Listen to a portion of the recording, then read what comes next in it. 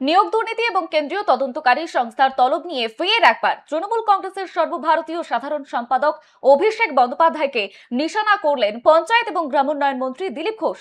সোমবার নিয়োগ দুর্নীতি নিয়ে অভিষেককে ইডির তলব এবং বারবার সিআইডির তদন্তে তৃণমূলের সর্বভারতীয় সাধারণ সম্পাদককে সহযোগিতা নয় অসহযোগিতা প্রসঙ্গে সুর চড়িয়েছেন তিনি জানিয়েছেন, এতদিন কোর্টের কোনো রকম নির্দেশ উনি মানেননি, এখন বাঁচার জন্য কোর্টে যাচ্ছেন। আর কি বলেছেন দিলীপ ঘোষ শুনবো।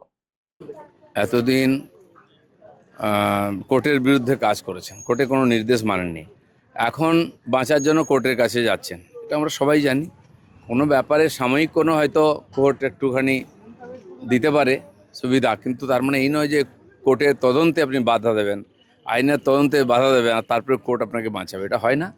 আর এরকম বহু লোক করেছে। আগের নেতারা দেখুন না, কেউ হসপিটালে ভর্তি হয়েছে, কেউ অন্য কিছু দেখাতো, তিনি তো নিজের নোটিশও নেননি, সিআইডির লোককে দিয়ে পাঠিয়েছেন। সহযোগিতা কিসের? আজকে সিআইডিকে বাড়ির গেট ভেঙে ঢুকতে হচ্ছে বাড়িতে, তো সহযোগিতা নাকি এটা?